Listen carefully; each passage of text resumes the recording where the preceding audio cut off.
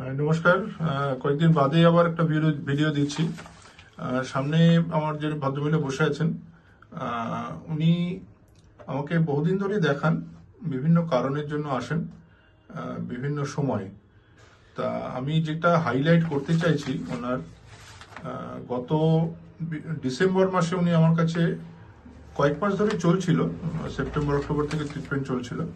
December মাসে উনি একটা মেন্টাল সিমটমস বলেন, মানে মেন্টাল বলতে যে ওনার ভীষণভাবে উনি ভীত সন্ত্রস্ত হয়ে থাকেন, বিশেষ করে রাতের দিকে একা চলাফেরা করতে পারছেন না, এই জাতীয় জিনিসগুলো ভীষণভাবে ওনার অ্যাটাক করছে। এবং এটা এতটাই বেশি, ওনাকে একাই চলাফেরা করতে হয় বেশিরভাগ সময়। একটু ওনার মুখ থেকে আমি একটু শুনে নিই। একটু আমাকে বলুন যে ওই ডিসেম্বর মাসে আপনার কি হয়েছিল অ্যাকচুয়ালি। তখন আপনার তো ভুগছেন অনেকদিন ধরে, মেন্টাল কন্ডিশনটা, ওই ভীতির ভাবটাও আপনার অনেকদিন ধরে বললেন। কতদিন ধরে এরকম প্রবলেমটা চলছে আর কিরকম সিচুয়েশনটা ছিল ওই সময়টা, একটু বলুন তো আমাকে। আমার এই প্রবলেমটা প্রায় 7-8 মাস ধরে হচ্ছিল। সন্ধ্যের পরে আমি কিছুতেই ঘর থেকে বেরোতে পারতাম না। আমার খালি মনে হতো কেউ বোধহয় আমার পেছনে আছে, আমাকে অ্যাটাক করবে, হয় কিছু দিয়ে মেরে দেবে বা কোনোভাবে কোনো একটা ক্ষতি করবে। এইরকম একটা প্রবলেম হচ্ছিল। ইভেন দিনের বেলাও আমার ভয় লাগতো। আমি ঘরের বাইরে বেরোলেই আমার মনে হতো দিনের বেলাও কেউ আমাকে মেরে ফেলবে। এইরকম একটা সিচুয়েশন হয়েছিল। বাড়িতে কারো কাছেই আমি এক্সপ্রেস করতে পারছিলাম না। তারপর আমি আপনার কাছে এসে আপনাকে বললাম, আপনি আমাকে যে ওষুধটা দিয়েছেন সেটা ভীষণ হেল্প করেছে আমাকে। এই অ্যাটাকিং যে ফিয়ারটা আমার ছিল সেটা আমার একদমই চলে গেছে।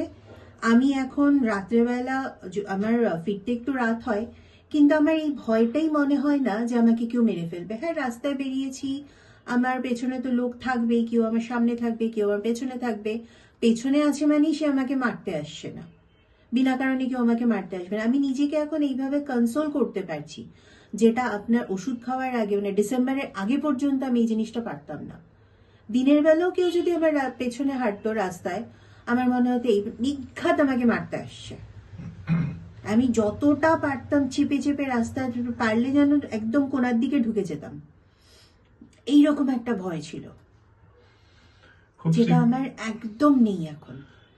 ভয়ের কন্ডিশনটা দিন দিন বাড়ছিল ওনার, এবং আস্তে আস্তে যেটা বললেন রাস্তার কোনায় চলে গিয়ে একদম হাঁটছেন, কেউ হয়তো মেরে দেবে, সবসময় একটা আতঙ্ক ভাব মনের মধ্যে। এই জিনিসটা বললেন আমাকে ওই 17ই ডিসেম্বর।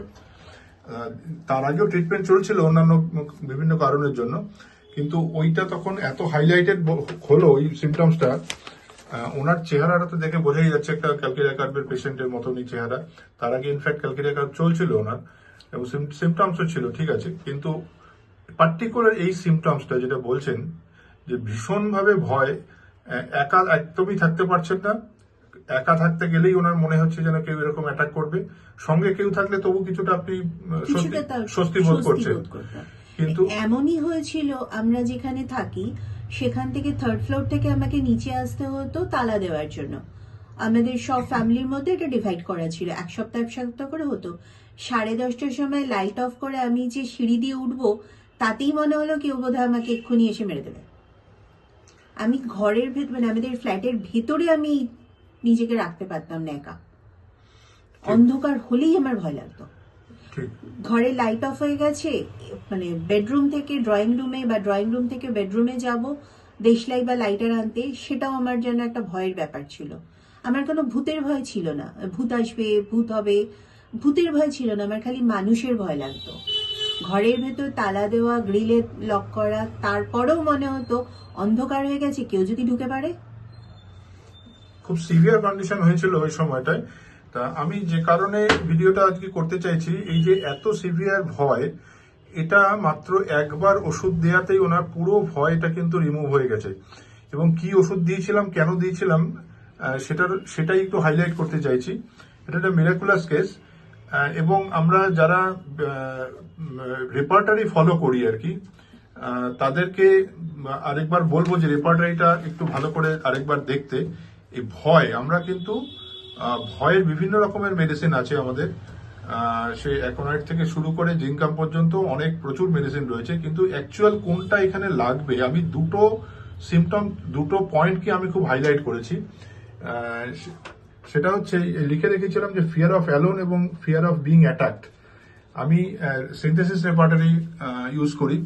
সিনথেসিস রেপার্টরিতে মাইন্ড চ্যাপ্টারে, আমি এখানে আর খুলে দেখাচ্ছি না, মাইন্ড চ্যাপ্টারের মধ্যে যখন ফিয়ার দেখছি আমরা, ফিয়ার অফ অ্যালোন এবং তার আন্ডারে যে সাবরুব্রিক রয়েছে অফ বিং অ্যাটাকড, যে কেউ মারবেন, ওনাকে মেরে ফেলতে পারেন, সিঙ্গেল মেডিসিন রয়েছে, দ্যাট ইজ স্ট্র্যামোনিয়াম।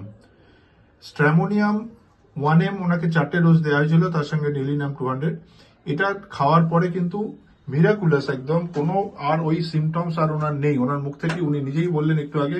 একটু আরেকবার বলুন, আপনি ওই ওষুধটা খাওয়ার পর থেকে এখন আর ওই রকম কোনো ভয়ের ভীতির কোনো সিমটমস কি আছে আপনার মধ্যে? একদমই নেই। কালকে আমি অফিস থেকে ফিরেছি রাত প্রায় 11:15। একটা মিটিং ছিল, আমার ফিরতে দেরি হয়েছে।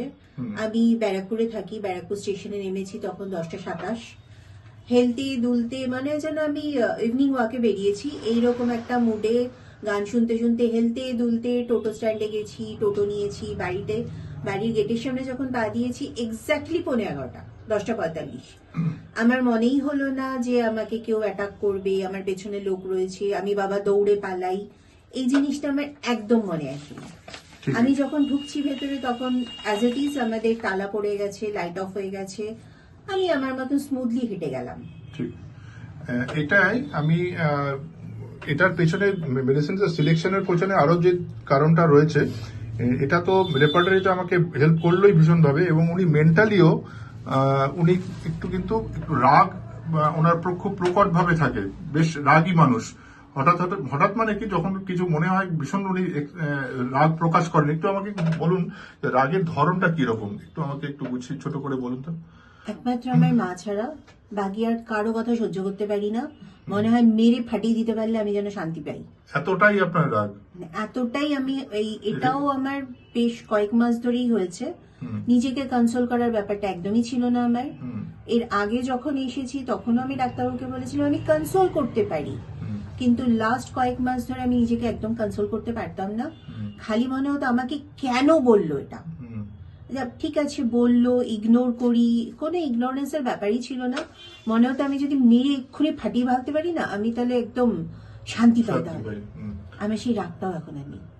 আমাকে কেউ জেদও খুব বেশি বলেছিলেন তার সঙ্গে। জেদ প্রচন্ড, যদিও জেদ আমি এক্সপ্রেস করতাম না, কিন্তু আমি কথা বলবো না তো বলবোই না, আমি এই জিনিসটা ভাঙবো মানে ভাঙবই, কিন্তু আমার সেই জিনিসগুলো নেই এখন। আমাকে কেউ কিছু বললো, ঠিক আছে বলেছি, ইগনোর করো, বাদ দাও, ওর সঙ্গে কথা বলবো না, ওকে অ্যাভয়েড করবো, সেই এক্সপ্রেশন গুলো আমার এখন আর নেই। এবং সেটা ওই মেডিসিনটা খাওয়ার তারপর থেকে এটা ইমপ্রুভ করেছে। এবং ভীষণভাবে এখন আমি নিজেকে কন্ট্রোল করে নিতে পারি। হ্যাঁ, এবং আরেকটা জিনিস, ওনার প্রেশার কিন্তু অত্যন্ত বেশি ছিল, 230/150। তার পরবর্তীকালে ওনার গ্র্যাজুয়ালি প্রেশারটা কিন্তু এখন কমে এসছে। আজকে হচ্ছে ফেব্রুয়ারির 12 তারিখ এটা এসছে, যদিও প্রেশার এখনো যথেষ্টই বেশি, কিন্তু 210/120 গ্র্যাজুয়ালি নামছে। উনি কিন্তু আলাদা করে কোনো প্রেশারের অ্যালোপ্যাথিক ওষুধ খান না। আমি যেটা ওষুধ চলছে ওনার, তার সাথে রাউলফিয়া মাদার চলছে, 30 ফোঁটা করে দুবেলা খাওয়ার পরে খাচ্ছেন উনি। গ্র্যাজুয়ালি প্রেশারটা কমছে দেখা যাচ্ছে। আমিও বলি যে ঠিক আছে, দেখা যাক, কন্ট্রোলের মধ্যে যদি থাকে তাহলে অ্যালোপ্যাথিক ওষুধ এই মুহূর্তে খেতে হবে না।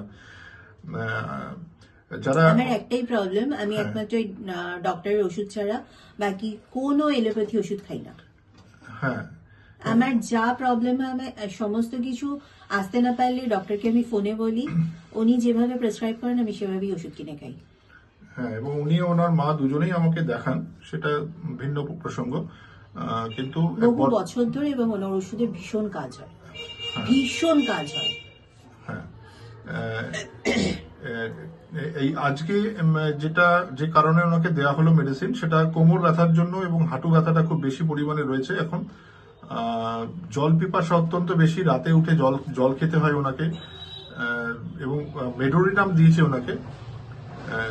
মেডোরিনামের আপনারা যারা দেখবেন, লাইনোস্কিনোন দেখবেন, বিভিন্ন জয়েন্টের পেন, যেমন কস্টিকামে খুব ভালো রেজাল্ট হয়, কিন্তু কস্টিকামের মেন্টাল সিমটমস ওনার মধ্যে একেবারেই নেই। মেডোরিনাম দেওয়া হলো ওনাকে 1M 4টে ডোজ, তার সাথে নিলিনাম এবং রাউলফিয়া। আশা করছি এটা গ্র্যাজুয়ালি ইমপ্রুভ করবে। ঠিক আছে, আপনার পারমিশন নিয়ে ভিডিওটা বানালাম। হ্যাঁ ঠিক আছে, হ্যাঁ। Thank you.